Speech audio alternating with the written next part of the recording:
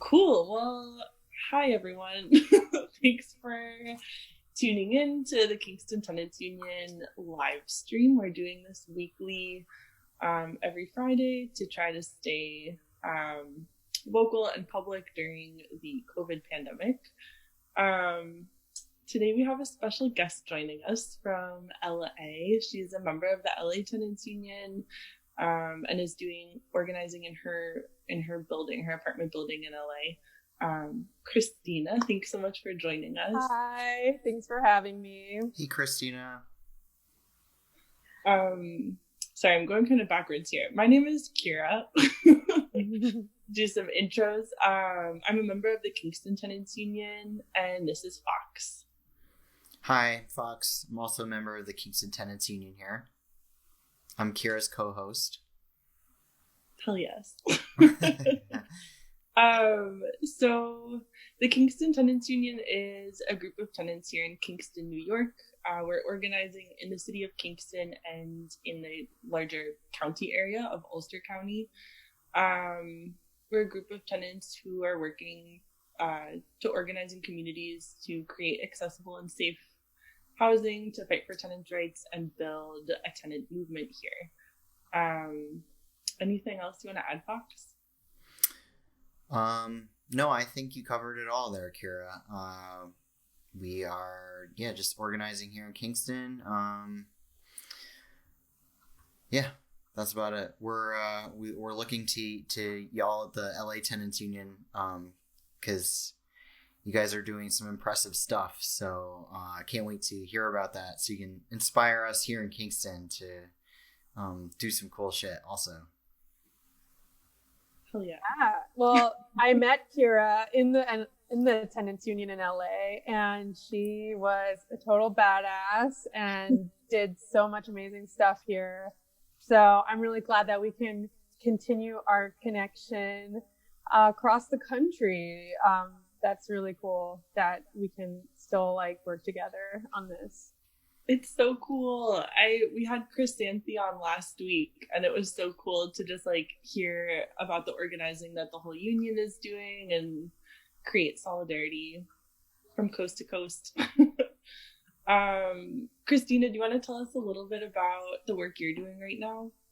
Sure. Yeah. So I've been with the LA Tenants Union since 2017, and worked with various campaigns. I really feel like this is one of the great battles of our time, because housing is kind of the one of the front lines of social inequality, and and so and especially in LA, we have a huge housing crisis. A lot of tenants are resorting to harassment and just really doing a lot of illegal, shady things to throw out tenants so they can just make more money. And money is just the bottom line for a lot of people, and the humanity is being lost. So the tenants union, we've done so many campaigns over the years to kind of push this movement forward,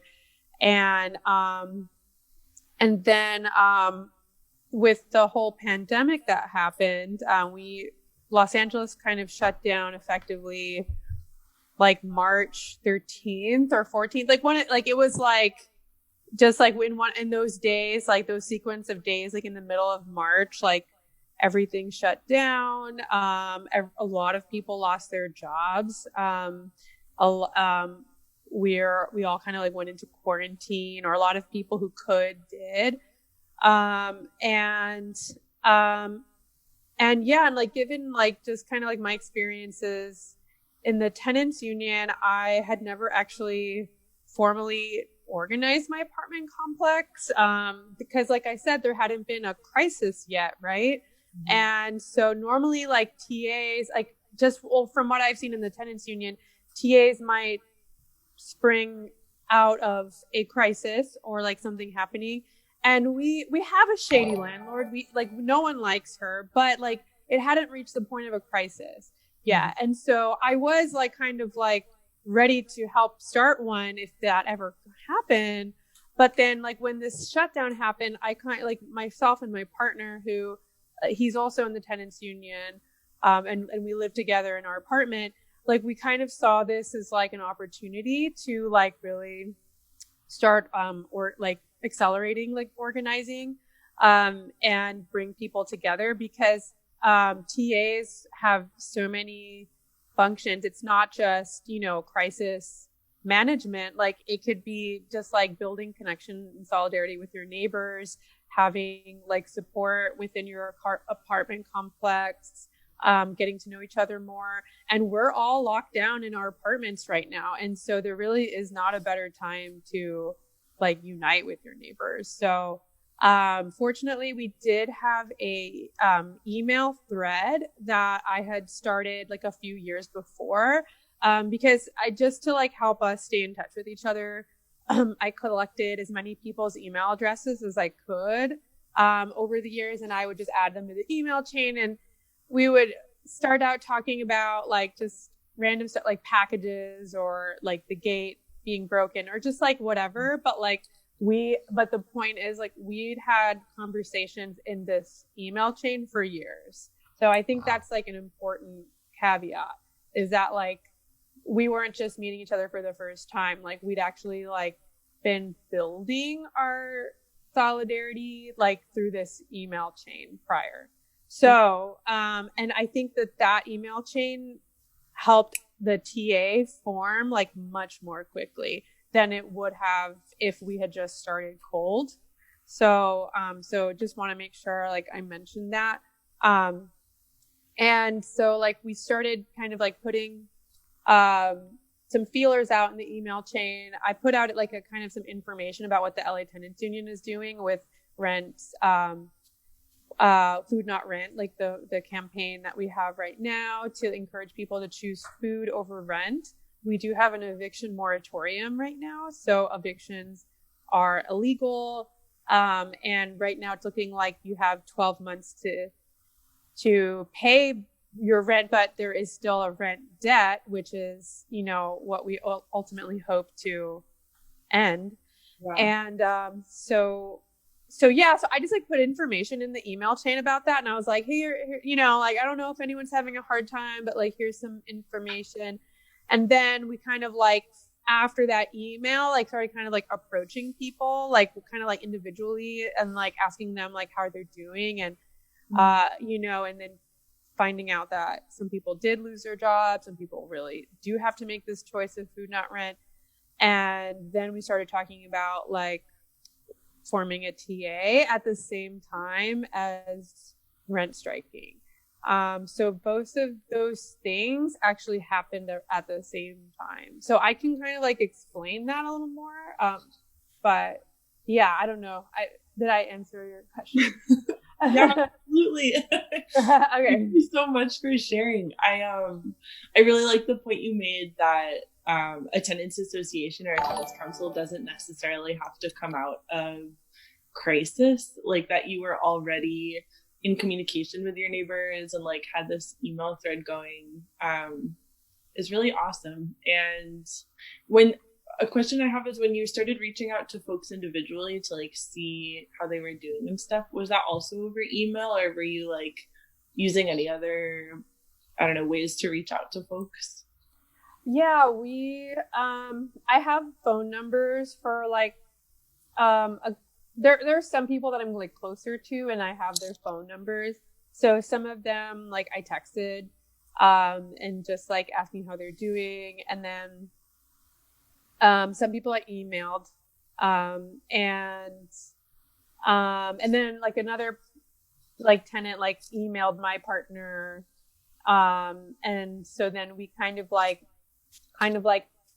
had these like kind of conversations with them about what do they think about, you know, the fact that we don't need to pay rent right now and that we could win rent cancellation, in which case all that money is yours for what you need it for, which, you know, like if you've lost your income, then you're going to need it.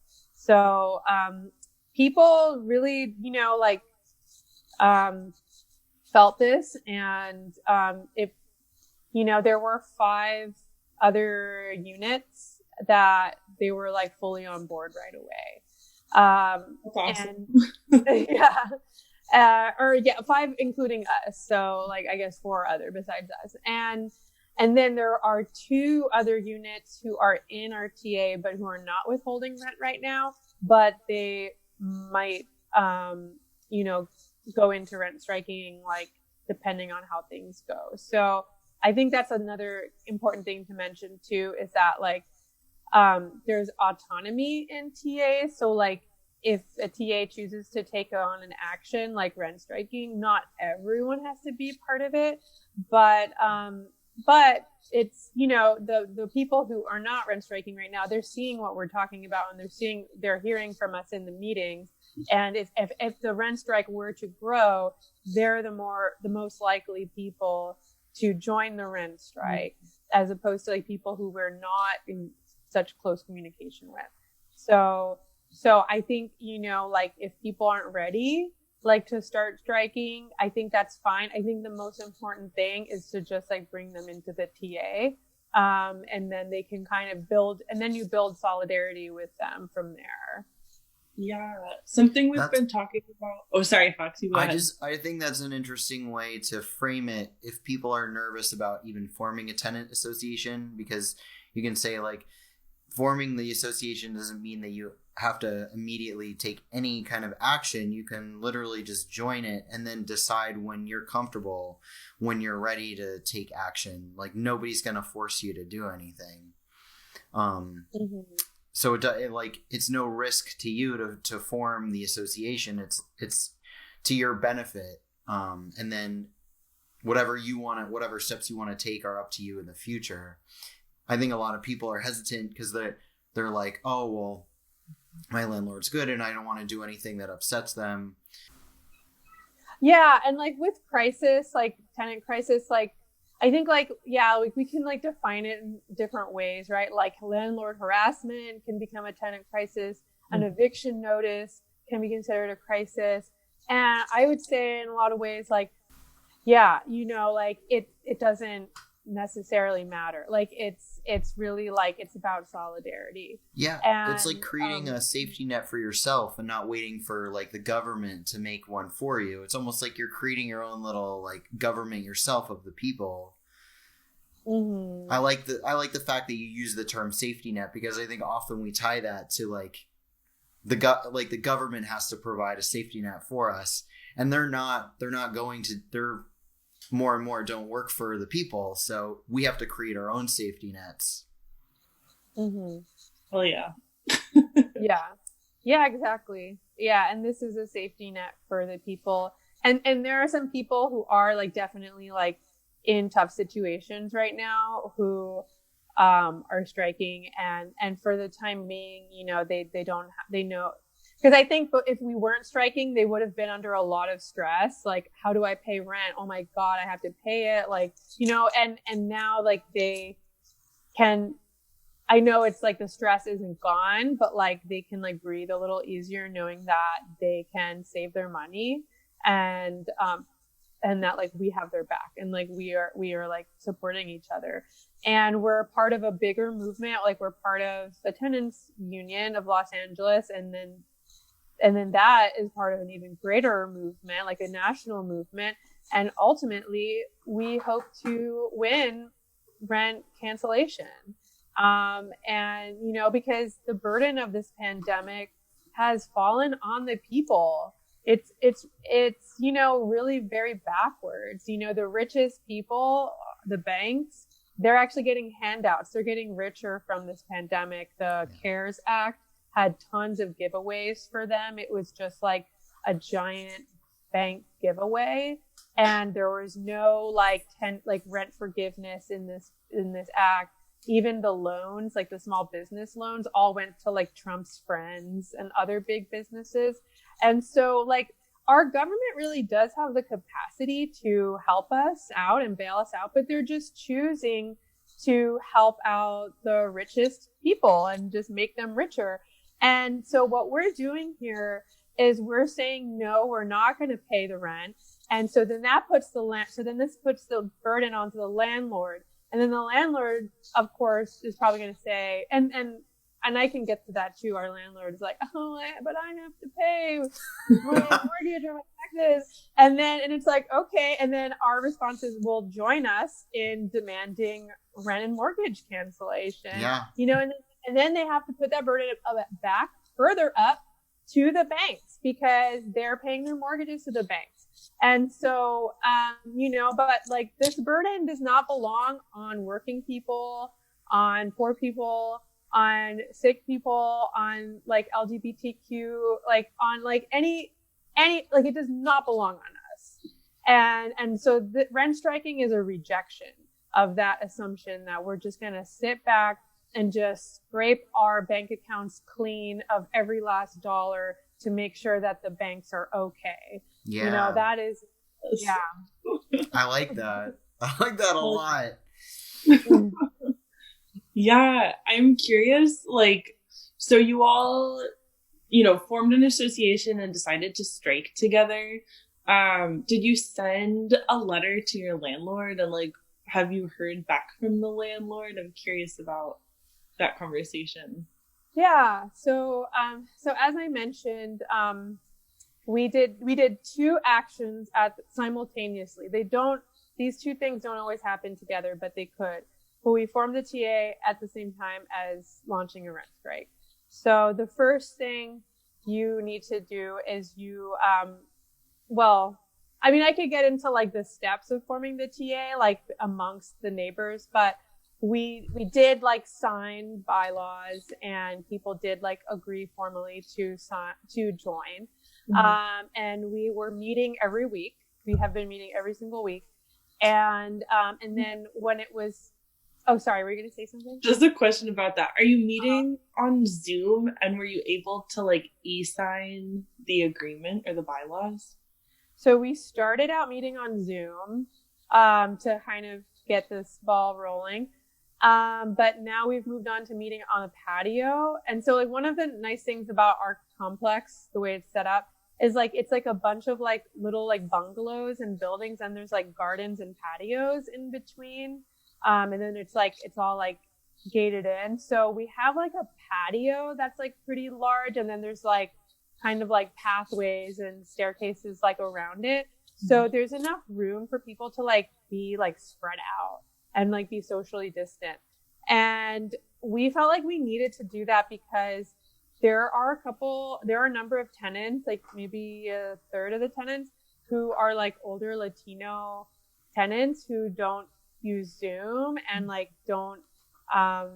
they're like not comfortable speaking in English. And so we did not want to exclude them. And we knew that if we just had Zoom meetings, like we would never like really be able to like interface with them. And then also we felt like it would be better to just like meet in person. So we do ask people to like wear masks and to like be like 6 feet apart, like when we're outside on the patio. And like, I know that people might have different comfort levels around that, but we have managed to like have these like safe outdoor meetings. And that really, like, once we started meeting in person, it did like kind of take off like a lot more quickly. Mm-hmm. And we did like print out the bylaws and people signed like the physical document. So like I would bring the physical document to the meeting. Right. Just curious about like the process during COVID, Yeah, it's tricky. It's tricky, but it's not impossible. Yeah. And especially if you have an outdoor space, like use that outdoor space. And we also planned the meeting time to be like when we know that like the gardener isn't going to work. Like we did like Sunday nights because we were like, no, none of those people are working. So they're not going to walk in on us. Mm-hmm. So at the beginning of May, we needed to like send our notices of non-payment of rent. But in order to like kind of give ourselves like a layer of like safety and security, I wanted for the letter to the landlord announcing our TA to be sent first because I don't know what the laws are in like New York, but in California, you are like, if you are like an association, like if you are organized, like you have like legal recognition under the law, and you're protected against retaliation. And if your landlord retaliates against you and there's proof that you like let them know, like, we're an association, here's the letter, and then afterwards stuff happens, then that is proof. Then you can argue that that's retaliation and it's like a civil offense. Yeah. So we have the same law in New York too. Okay. It's Okay. like technically the law, but I don't What's know. that? I don't know who's enforcing it. You know what I mean? It's definitely I think the it's law. more about like creating a paper trail if like you did have to go to court. So who's enforcing it? The lawyers, I guess. I don't know. Yeah. It's like protection. Yeah. It's a receipt. You're getting a receipt. Yeah. So we wanted to create that paper trail. So we finalized the letter, made it into like a PDF.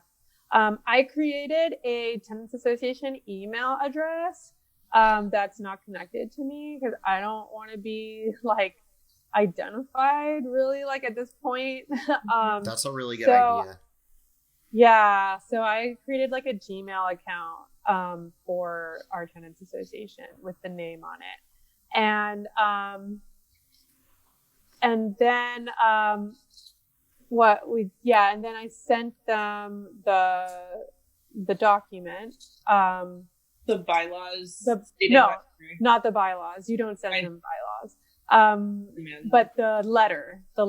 Sorry. Okay. Yeah.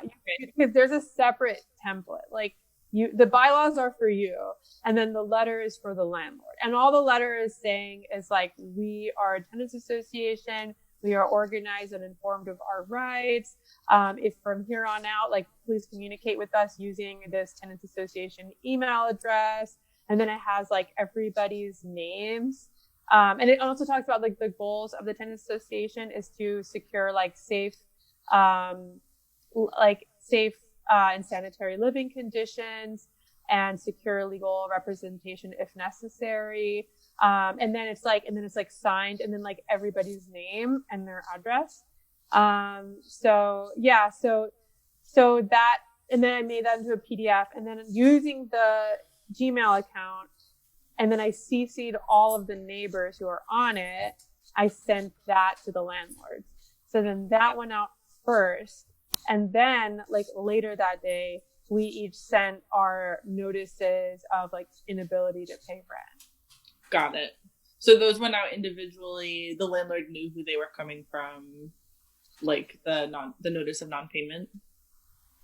Those ones were like from us, because you have to have your address and name on, like stating the fact that like due to COVID-19, financial like repercussions, I'm unable to pay rent this month. So, you have to say that, you have to put that in an email in writing. Every month you can't pay rent. So we had to all do that individually. Word. Do you, the templates that you used for the bylaws, the demand letter, and the letter notifying the landlord that you are a tenants association, are those templates that like LATU has created, or did you use a template from a different tenants union? I know Cristina was sharing with us, like, I've been seeing these everywhere, like the different handbooks that different unions are putting out, like the Philadelphia Tenants Union. Most of them are like COVID related, but I'm just curious, like, what y'all found useful. Yeah, so I attended a LA Tenants Union meeting which are now all on Zoom. And there's, it's a really great resource. And there was like a breakout group that was about TAs. And I needed like the documents, like I knew that those documents existed. And then and then the person, like the LATU organizer, like in that breakout group, like shared with me like the Google Drive folder that they use. And the Google Drive folder has all of the templates in it. So it has the bylaw template, the letter to the landlord template, and then the letters of like non-payment and things like that. Those are separate. But the tenants union has produced those as well. So I took those templates and I actually created a Google Drive folder for our tenants association. And I put everything in there, and including the letter templates for COVID-19 and also all of our meeting agendas, all of our meeting minutes, like all of our notes. And then everyone in the TA has access to the Google Drive folder. And so that kind of like adds to like transparency. So like everyone can kind of see like the documents that I'm working with, and they can add things to it as well. And it just like helps us all like be on the same page. So yeah. That's awesome. I know you said you have to hop off at 5:30 or 2:30 your time. Oh, I actually don't. I found out that I don't. Oh, awesome. Okay. Let's see here. Sorry, I'm just looking at our agenda. That's really cool that I like that you've organized a Google Drive that everyone can access. I feel like that's maybe like adds to the paper trail that we were just talking about, and also just makes it accessible and transparent, which is so important. That each neighbor can just hop on there and look at everything. How many people are part of like live in the building, and how many are part of the association? So we have so there's 16 units in the apartment complex, but one of them is empty. So there's 15 occupied units, and there's 7 members. There's 7 units involved in the TA. There's 2 other units of like older Spanish speaking residents who have been attending our outdoor meetings who are interested. But I think it's a matter of like getting their families on board. And so that's why that's why we want to keep meeting outdoors, because we want to like keep inviting them. We want them to, because they've been coming. And so we want them to keep coming so that hopefully, they might like feel comfortable enough to like officially join. So there's, 2 other units who are like kind of like interested in us. And then there's 6 units that we have not really been able to reach, for whatever reason. Like I have been doing outreach to them. Like I have put, bilingual notes on their door. I've like knocked on their door, tried to talk to them. I've invited them to the outdoor meetings. So just like, for whatever reason, they've been hard to reach. Yeah. But I mean, considering that we're like talking to like 9 out of the 15, like that's still like a pretty good percentage. Yeah, that's awesome. Yeah. So in terms of, there's a couple things that we wanted to talk about going on here in Kingston. Maybe before I start talking about that, Fox, was there anything else you wanted to ask? No, you can go ahead. Okay. Yeah, so we had planned it to talk about a couple of things when you needed to leave. You're welcome to stay and be part of the conversation. There were just a couple of things that we've been talking about in terms of like resources that aren't really real, that the city of Kingston here is like, and the county of Ulster County, is saying that exist for tenants right now, and like for folks who are concerned, mostly like during the pandemic, like health concerns for tenants and things like this. And we have been trying to get through to like the multiple phone numbers that the county is putting out, and have not been able to get through to any of them. Just like an empty offer, So yeah, we got those too in LA. Yeah. We got those empty offers. 2 weeks since you called them on the live stream, and you left a message earlier that day, right? Mm-hmm. And that was I had 2 or 3 weeks ago at this point. I think that was 2 weeks, but 3 live streams ago, like a full 2 weeks from today. During the day, I had like done the full round of like, oh, you call this number, that person tells you to call a different number. Oh no, you have to try the hotline, like blah, blah, blah, blah, blah. Never got a call back. We tried it again that evening on our live stream. Still haven't gotten a call back. I was told I could make a complaint to, what is it, the district attorney? Yeah. Did you also made a complaint with the district attorney, right? This whole week has been me trying to make a complaint with the the district attorney, she's also like trying to cancel our election too, our primary, but oh, okay. We have all kinds of weird stuff going on here in New York. Well, it's funny. You guys are Kingston I've been to Kingston before. Oh, really? Really nice place. Yeah. Much smaller than LA. You know, like you would think it would be like easier to manage, like, but for some reason they can't get their shit together to like return your calls and. Yeah. It's so interesting. Like, maybe we'll back up a little bit and just tell you a little bit about it. Fox and Alex, who's over there directing, setting up the live stream, have been organizing like as a housing group for like the past 3 years or 2 years, right? I just want to say my fact checker over here caught a little thing that I said. I confused the district attorney with the attorney general, right? Oh, my bad. Our district attorney is Dave Clegg, and Dave Clegg's pretty good. But so Kara, did you send a message to the district attorney or the attorney general? I believe I made that mistake. I believe it was the attorney general. Okay. Called an office that was, I think, in Albany, and they sent me to the regional Poughkeepsie office. I called them. They called me back.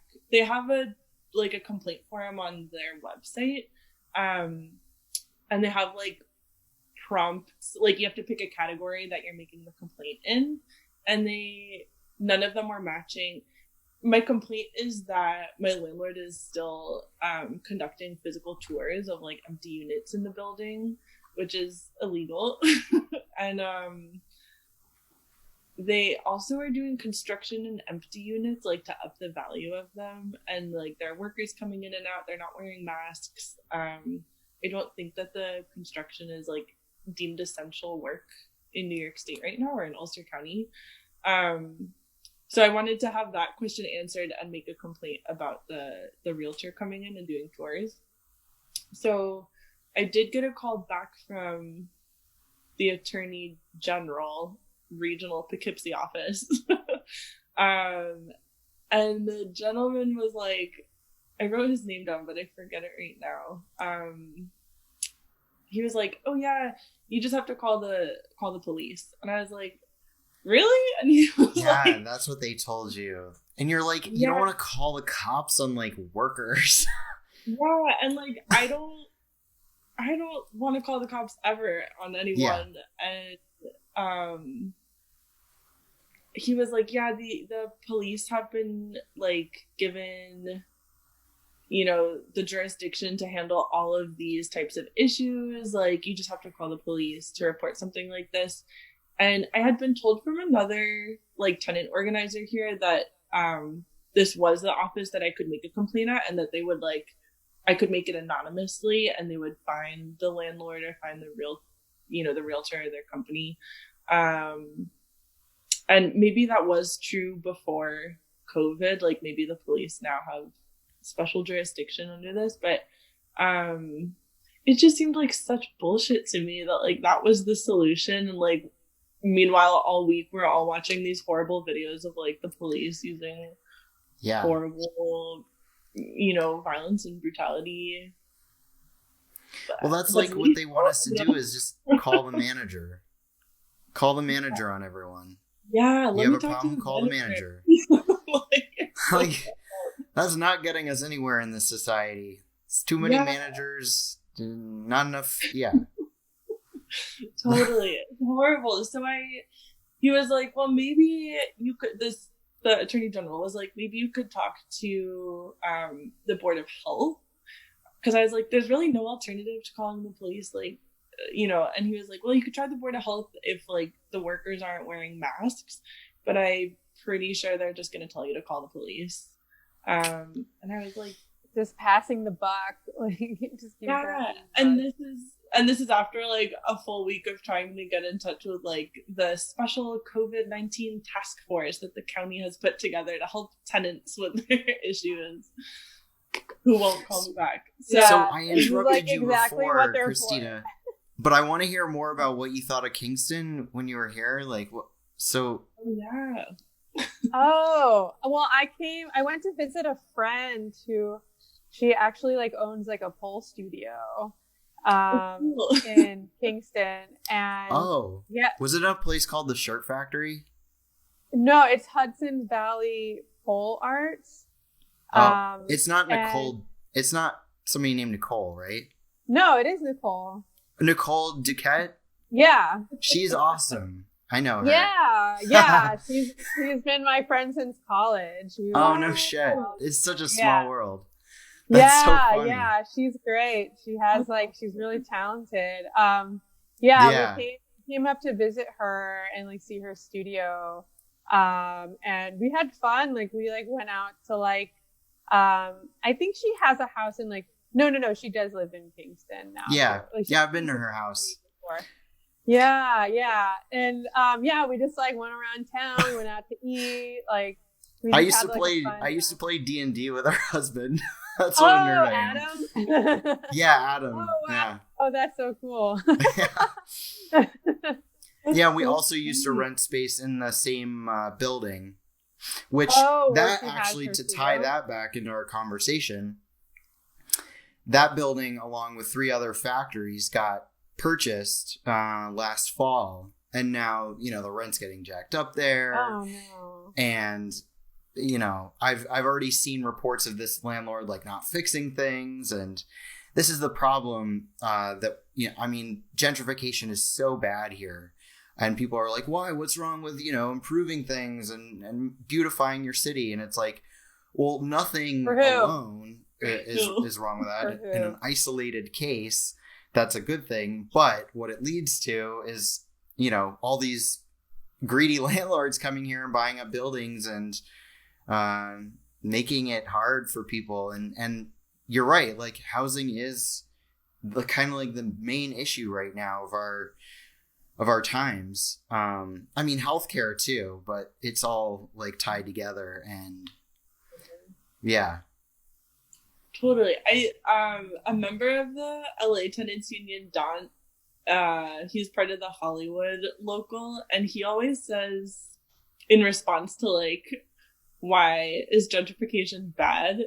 I just think he says it well. He says well, we've never seen gentrification happen without the displacement, the violent displacement of communities, specifically communities of color and low income folks.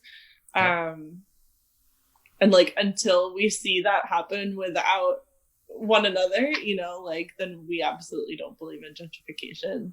Mm-hmm. Which I just think is a succinct way to say it, because I feel that argument we hear all the time, right?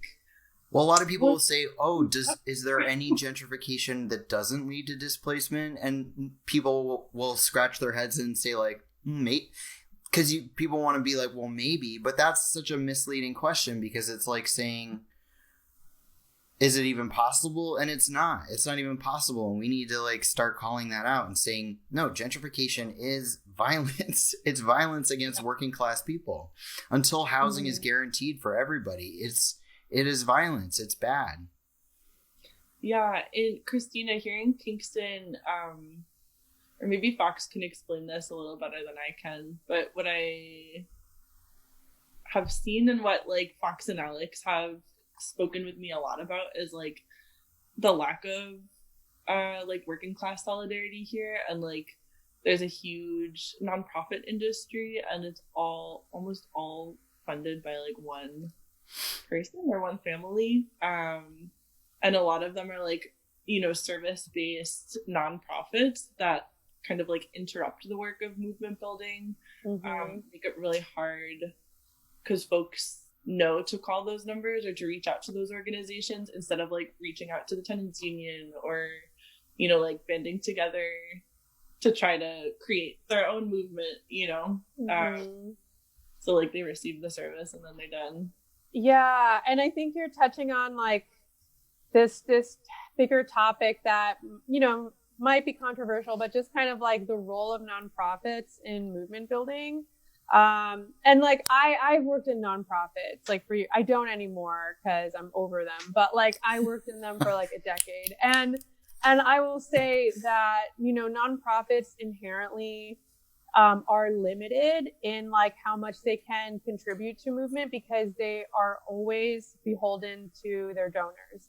They have boards and they have donors, and they're always thinking about how will they, you know, they don't want to compromise. They don't want to do anything radical. They don't want to do anything political. They're not allowed to. It would compromise their donor base. You know, like they can't take a stand. They can't really take real stands on things like when they count, because at the end of the day, they need those donors. And nonprofits, I'm not saying they don't help sometimes, you know, they do, but, you know, but like, I think when it comes to like true, like grassroots work, you need a grassroots organization because like, they're not going to be beholden to like some rich person's money. Like they're, you know, they can be horizontal, which means, you know, there isn't like a president and vice president calling all the shots. You know, grassroots organizations ideally should be horizontal, where, you know, like the power is spread out evenly, and like power can build from below, you know. And what that means is the people who are the most marginalized, the people who and who have struggled the most, have the most, honestly, like the most wisdom to share to a movement. And when you have like a horizontal organization, when you have like a good, like solid grassroots movement, like you can, you know, like those folks will be like leaders and can be like not officially leaders, but like have a very strong voice in that movement. And that doesn't happen in a nonprofit. It does. Y'all in California are so smart. Everyone from the LA Tenants Union is I'm from Virginia. Yeah, but there's something about the LA Tenants Union. Y'all are like smart as heck. Y'all get it. True. Well, that's good stuff. The knowledge can spread, you know, like the knowledge can spread. I think we all are learning right now. We're all in a process of learning and awakening to these things and how power works and how our society has been engineered from the start to continue like the white capitalist patriarchy, and in every single way, like it's been engineered to like continue to service those things. And I think like we're all like really learning this, especially in a crisis, in the pandemic. We're like, a lot of people have never like thought about like reconsidering their relationship to, you know, like their government, but now people are like, oh my God, like my government, it doesn't have my best interests in mind, you know. And like, yes, they never did. And, you know, and I think this is just a good time to like learn as much as you can and like talk to people and organize. Totally. And it brings it back to even like, why don't we call the police? Like that's an institution that was set up to enforce white supremacy, like the white supremacist capitalist agenda, right? And like I feel like that's like another thing I'm seeing people question in big ways now too, like folks that I know weren't questioning it pre-COVID pandemic, you know. The system was not set up to protect everyone, you know. Yeah, as we can like very clearly see with our government selling us out to go back to work, to make sure the banks are okay, make sure the stock market's okay. We can't hurt that precious line, you know, and even if it means people die, like people die, like getting your, you know, your hair cut or whatever, like that's not important, I guess. You know, like I think there's never been a moment where it's been so obvious that, you know, our government like does not give a shit about us. Totally. Totally. Ugh. Yeah. But that's why we have each other. That's why like we have like movements, because like we don't need, well, you know, like they're not going to look out for us, but we're going to look out for each other. Like we're going to build these systems, and we're going to build the systems that we need to survive and to get through this. And that includes tenants associations and tenants unions, and other mutual aid. It's really like, it's about us realizing that now we got to put on our big boy and big girl pants, and we got to do it ourselves. Because the people who are supposedly in charge and have all the power, they have solidarity amongst themselves. They figured it out for themselves. Now it's our time to say, you know what? We don't need them anymore. We're going to do this ourselves because y'all screwed everything up. And now we got to fix it and make a better society that like actually works for most of us, not just like a handful of people. Yeah. Ooh, I'm thinking about, I'm backtracking a little bit, but I'm thinking about like what made me realize that nonprofits weren't fully invested in a movement from below and by the people. And in LA, we were working on organizing a really big rent strike. And we had an office that I was working for. It was in an attorney's office that does like defends tenants against evictions. And we had an attorney come in to speak to the tenants about like what their rights are. They were considering striking, you know, like the pros and cons of that. And the involvement between the attorney and her nonprofit office and the tenants association, like the buildings of the actual tenants who were going to go on strike, and the LA Tenants Union got so sticky. And like, while the union is trying to empower the tenants in the building and the association to like create their own organization, to like rise up and like lead their own meetings, like do things like this, they became really dependent on the attorney and like wouldn't do anything unless the attorney was like, yes, that's the right decision, or like, yeah, you should like do this or that. They wouldn't have like meetings unless the attorney was coming to the meeting. And it was a huge amount of people involved. So it got like really sticky and hard. And I feel like it wasn't totally clear what was happening while it was happening. But I remember coming out of that experience, and quitting that job at the nonprofit, and just realizing that like, although this office and the people who work there are like people with good intentions and like trying to do the right thing and trying to be involved in the tenants movement, they were not like recognizing their role in that as an attorney's office, like, and what power and like hierarchy exists inherently in like being an attorney, being a nonprofit versus like the tenants union, which is a horizontal, you know, tenant run, tenant led group. And I don't know, it really stuck with me. And I feel like it was a conversation we were having for a long time, at least in the union, like after that.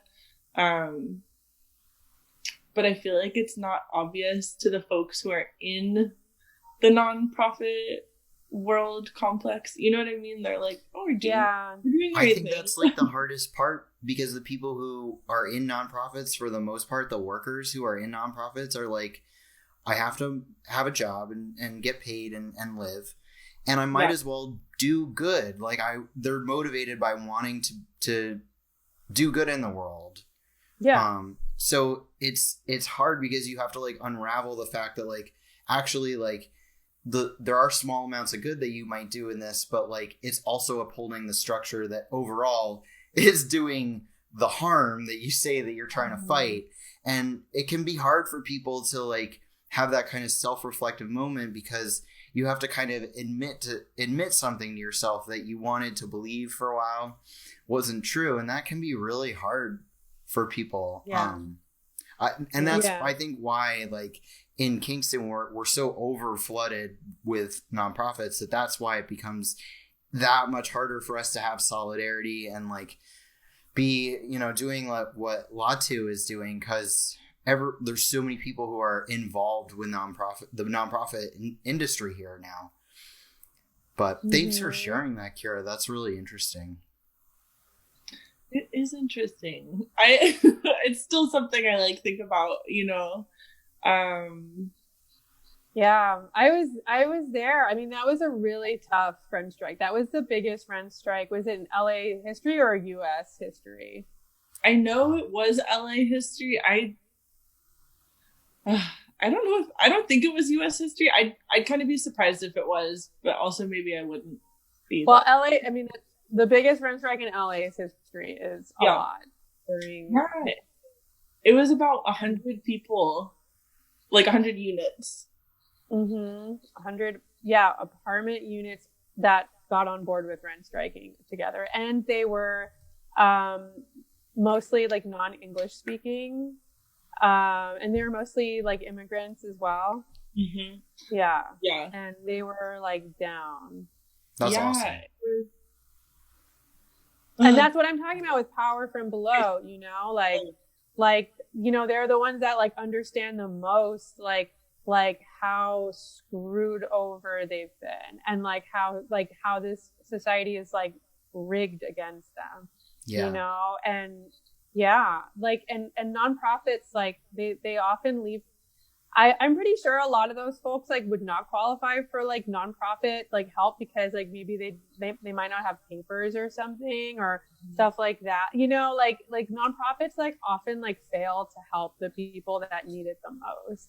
And again, like I said, like I've worked for nonprofits. If someone said this to me like 10 years ago, like I would have been like so mad about it and be like, well, we do this, we do that, and I care, you know. And like I'm not doubting that people who work for nonprofits don't care. Like I know they do care, and that's why they're doing this job. But like it's important to like understand like the role you play like in the nonprofit industrial complex. Like who are the donors who are holding these nonprofits up? Like a lot of the time they're like banks, they're like corporations who are doing like some pretty unsavory things, and then they want to like sit on a board of a nonprofit so that they can kind of clear their name, and kind of,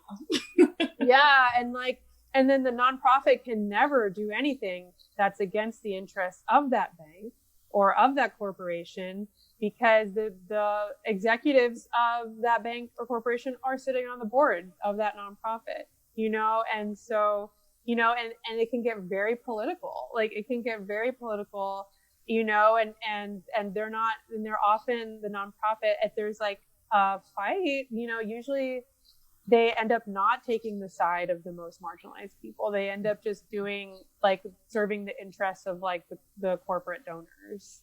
Totally. It's like the history of philanthropy, you know?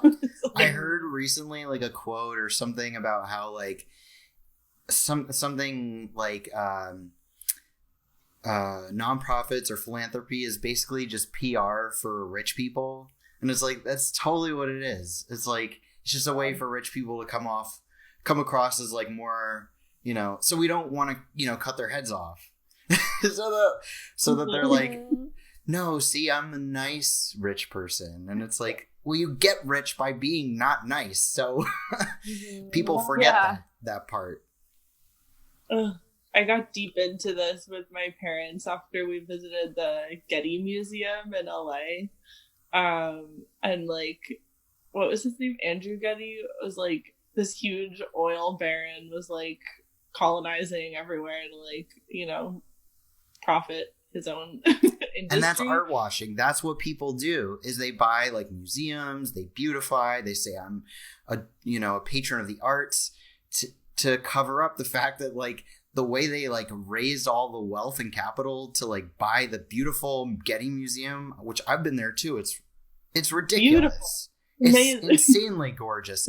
They featured it on that show, The Good Place. I don't want to spoiler. Have you guys seen that? But like the last episode, they show them at the Getty Museum.